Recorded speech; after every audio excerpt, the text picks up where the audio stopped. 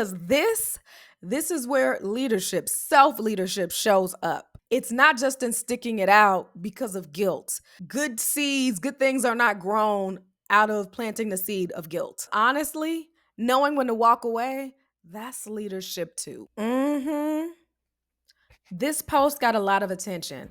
So, a young woman started a new job and she thought it was a role that was great for her, but then things changed. So, she's wondering, should I stay or should I go? Let's get into this Reddit thread. AITA for quitting my job after 2 weeks. A lot of us have been faced with this decision. Should I stay or should I go? Will I be surviving or thriving here? Should I just focus on being happy in the present or investing in my career progression? Let's jump into it. I recently moved to a new city and was job hunting. I ended up being offered a job at a small office that pays 55K.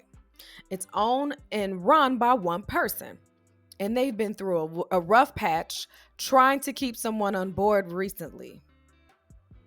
It seems like their previous employees weren't the best fit. Everybody either leaving or getting fired because they did not do the job. In parentheses, she writes, the boss doesn't really keep track of what you're doing.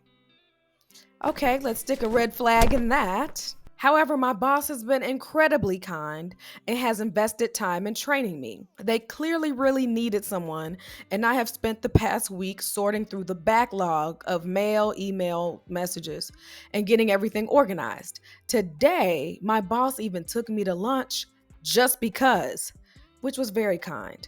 I have been here 1 week. Okay, first red flag here is when people start talking about everybody was awful. I can't keep anyone. What is happening in your environment where people don't want to stay with you?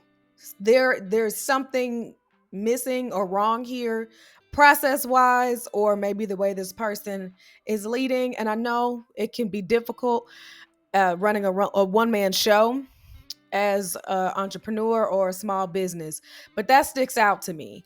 And yes, of course, she's being nice during that first week. Can anybody relate to me when I say you start a job the first week or even the first month and it just feels like you're floating on air? Everything is wonderful. Everyone's being nice to you. They're taking you to lunch. They're ordering lunch to sell. Yeah, that is called the honeymoon phase. It's part of onboarding. So I understand her feeling like, oh, that was really kind of her, but she shouldn't have this expectation that it's always going to be like this. However, before I started this job, I was also in the application process with a large company. They had contacted me for multiple interview rounds, but I hadn't heard back for a while, so I just assumed they weren't interested. Yesterday, they reached out and offered me a job. The pay is 70 to 80K with full benefits, and I will be working from home 2 days a week and in the office 3 days a week. It's a corporate environment, but I have a friend who works there, so it seems like it could be a good fit culturally.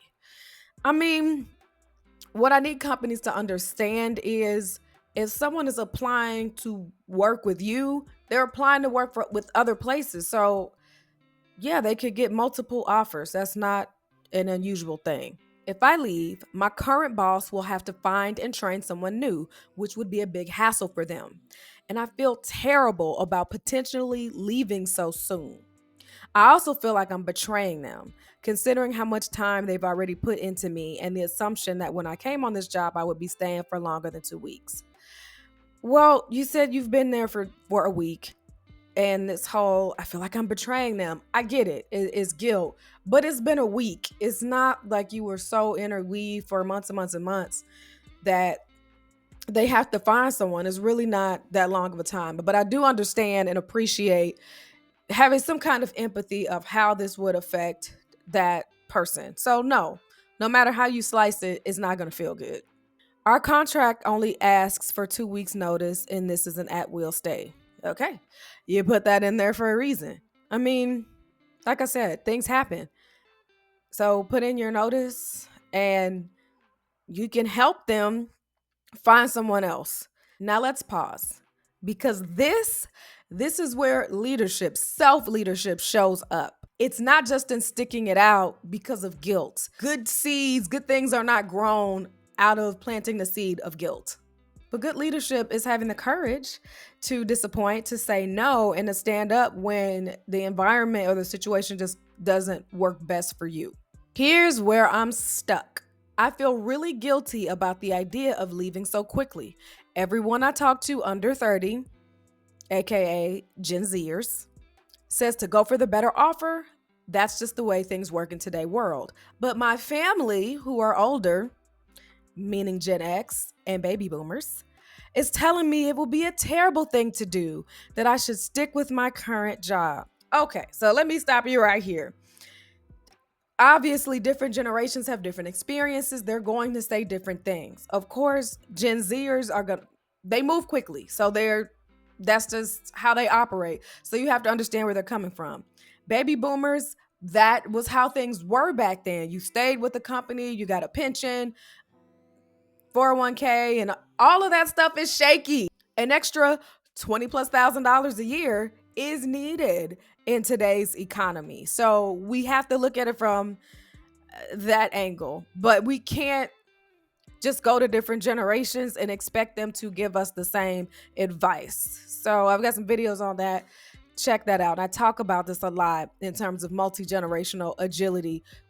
Every generation has a different framework, which is why it's so important to be grounded in your values and what is best for your current situation. So to end this, they write, so AITA for even considering leaving after just 2 weeks. Am I being disloyal, or is this just the normal part of career progression? Again, what's most important is, what do you need in this season? Do you need a place where you can shine, where you can really learn and glean from one person? Does your financial situation say you need to make more money? Because we all know the saying, all money ain't good money.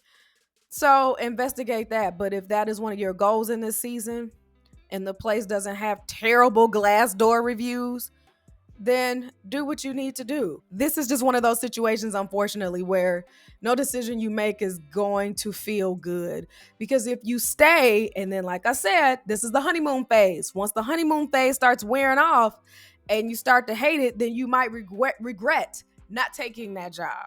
Too often we tell ourselves it's just us, we're the only ones in this situation, but you're not. Many of professionals have faced this impasse, but sometimes the healthiest move is to exit. So like I said, think about your personal goals this season, and if you don't have any, this is the perfect time to get that written down and think about what you want your life to look like in the next 5 years. Which one of these jobs is going to get you there? Here's the truth. Leadership or leaders aren't just the ones that are giving orders and telling you what to do. How you lead your life is also a demonstration of leadership. If you are compromising your peace, your values, your future, your sanity, it's okay to walk away. And after you do your goals assessment, you might find that neither one of these jobs is where you need to be.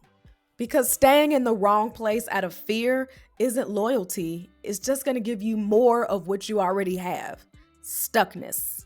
And that stuckness can turn to resentment of the people around you, but most impactfully is resentment of yourself, where you get to the point where you don't know how to trust your own decisions.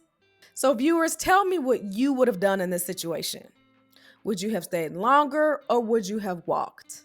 And if you've ever made a hard decision like this, I'd love to hear your story. So make sure you drop it in the comments. And if you haven't already, like the video, subscribe to my channel, and then I'll see you in the next one.